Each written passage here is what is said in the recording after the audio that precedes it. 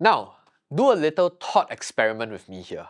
Imagine you're looking at a stock. You're monitoring the underlying business. Over the past 12 months, they did roughly $9 billion in revenue, a gross profit of 7.7 billion, and that's an 85% gross margin, and an operating income of roughly $2.8 billion, sitting at roughly 31% margins.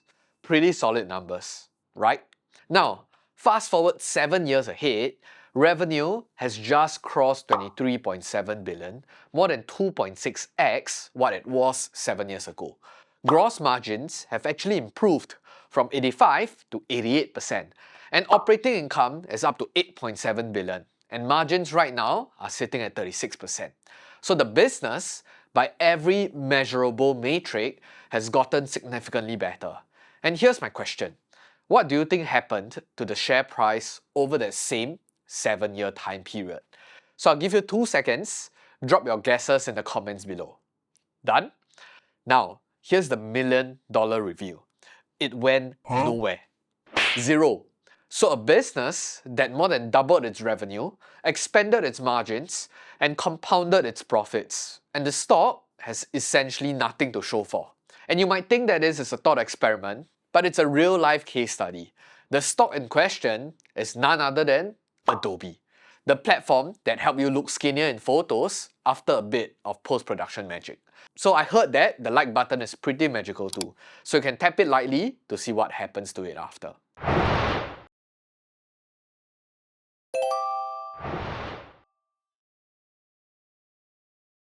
For those of you who are in tune with market developments, this is not an Adobe-only story. So some of the most recognized and successful software companies on this planet Earth are experiencing a very similar fate. And some investors might even call this their lost decade. So the business has grown, revenue is up, earnings report continue to look resilient. So you did your homework, and by every fundamental measure, the business you bought is a better business today than the day you purchased it. And yet, the stock doesn't reflect the same reality. So what on earth is going on? So to understand why investors are so rattled right now, we first need to go back to basics. Because before all of this has happened, software stocks in general are some of the most loved businesses. And for good reasons, of course. Let's start with the business model itself. And by the way, if you enjoy this kind of breakdown, we have a weekly newsletter called Investing Bites, where we do exactly this, using real-world examples, providing you with clear thinking frameworks. So the link to sign up is in the description below, and it's completely free. Now, let's get back to the video. So most traditional businesses have what you call a one-and-done relationship with their customers. So if you think about a car manufacturer, they build a car, they sell it to you, and that's largely the end of the transaction itself. So in order for them to grow, they probably need to find new customers, build more cars, spend more money on building new factories, and hire even more workers.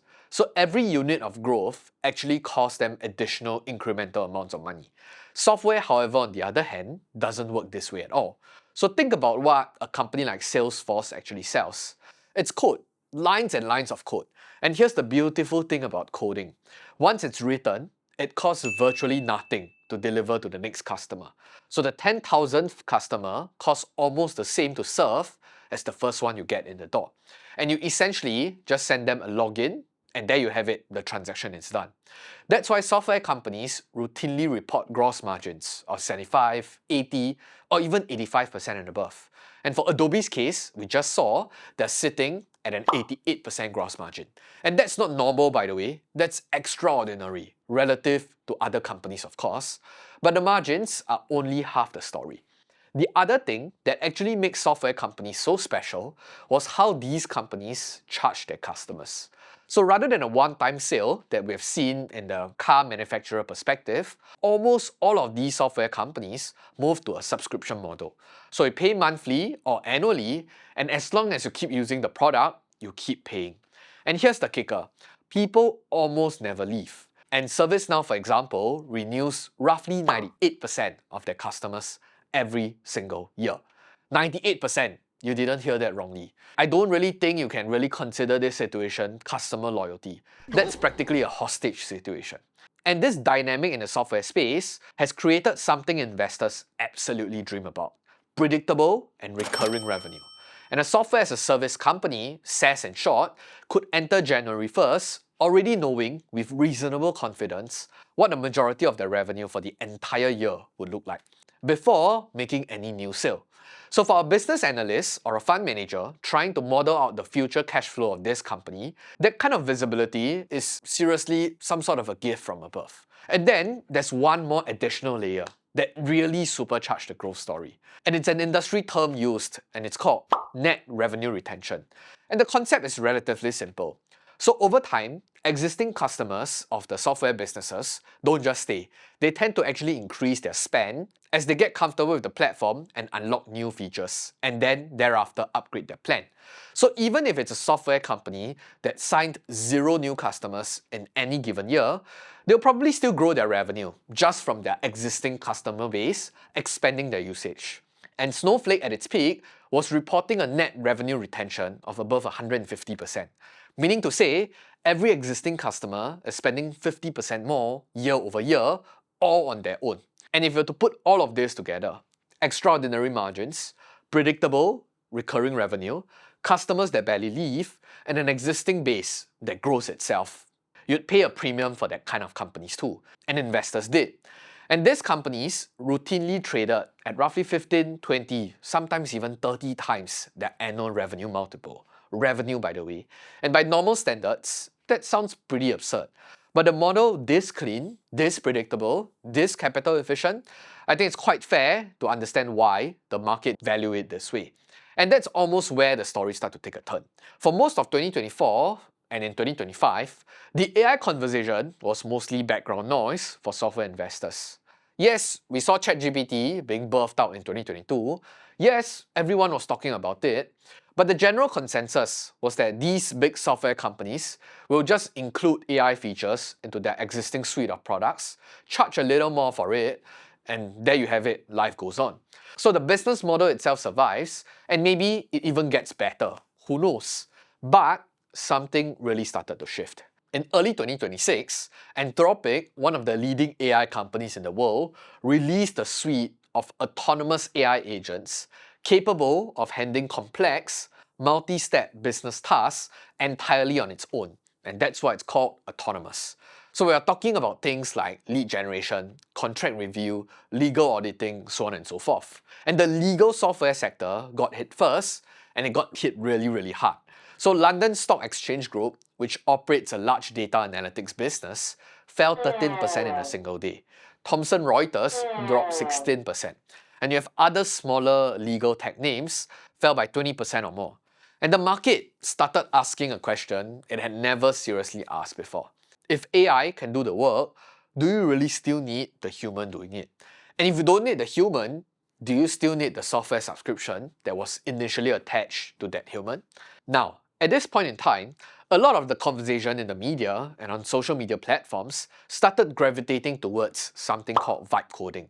The idea being that because anyone can now build a software product by typing a few prompts into an AI tool, these big AI software companies would suddenly face an overwhelming wave of new competition. And basically, the lines of code will start to get commoditized overnight. Honestly, I think that's a bit of an oversimplification. Here's why. What made Salesforce a $200 billion company was never the code itself. It was decades of customer relationship, enterprise sales team, the integrations, the institutional trust, the weight of the data the customers had built inside the platform over years. You probably cannot vibe code your way to that.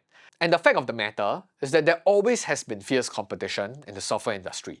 And the strongest companies survive not because of their code, but their entire ecosystem.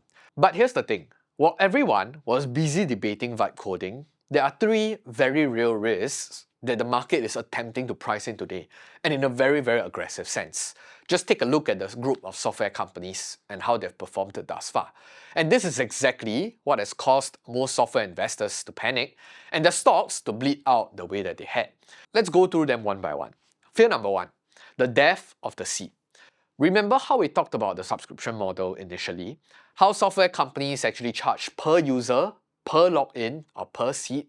A company with, say, for example, 500 employees using Salesforce pays for 500 Salesforce seats. Simple. Now, here's the problem. If AI agents can do the work of humans, companies need fewer humans. And if they need fewer humans, they need fewer seats. And it's not that AI replaces the software entirely. It's that AI reduces the headcount that was attached to the software itself. And intuitively, when the headcount starts to shrink, so does the revenue of these software companies as they sell per seat. And this isn't a hypothetical assumption anymore. We are starting to see some mid-market software companies recently reporting their enterprise seat count declining for the first time in their history. And you probably would have guessed it, the stock got absolutely hammered for it. And think about the broader implication here. So if you're a Fortune 500 company and your marketing team of 100 people can now do the same output with just 60 people because AI is handling a significant chunk of the workload, that's a 40% revenue haircut for Adobe, with no change in how good or bad their product is. And this is what keeps SaaS investors up at night right now. Fear number 2, the budget rotation. So for the better part of the last 2 decades, enterprise software spending operated on a pretty simple assumption. If your team needed a tool to do their job, you went out into the market and you bought the best software available for that job. It was a must buy. The market was there, the vendors were ready, the entire system and pipeline is already done for you. So with AI dramatically lowering the cost and complexity of building softwares, companies are now genuinely reconsidering what they actually need to buy versus what they could reasonably build for themselves. Not for everything, but for enough things to matter. And this creates a dynamic that is new for software vendors. So instead of sitting comfortably as the obvious answer, they now have to fight for their position in the budget conversation in every company. So every renewal is a new negotiation, every contract is being scrutinized, and the question on every CFO's desk is no longer just which vendor do we use, but do we actually need a vendor for this at all? And now, for the big, deeply embedded platforms like your Salesforce, ServiceNow, Adobe, this pressure is probably relatively manageable because the timeline wouldn't be so jam-packed. The switching costs are high enough and the complexities are deep enough that building in-house remains an unrealistic alternative for now. That's still the default answer. But for the layer of software companies sitting just below that, the ones that solve problems that are real but not mission critical enough, the ones with thinner switching costs and simpler workflows, I think this is really an existential question for them. Because the moment a company decides to build something good enough internally, that vendor doesn't just lose a renewal, they lose it permanently. And they never even see it, and they probably can't even see it coming through a churn report because the customer didn't switch to a competitor, they just quietly disappear. Now, software companies are clearly playing defense in a game that they've spent 20 years playing offensively, and the market is pricing that discomfort in. Moving on to the last fear, fear number 3, the margin problem. So we established earlier that software companies have beautiful margins, sometimes 80, 85, even 88% gross margins, because the cost of delivering software to each additional customer is basically zero. And here's the uncomfortable reality in this entire AI conversation and even transition. So to stay competitive, every major software company is now integrating AI features directly into their products. So Adobe adds generative imaging tool.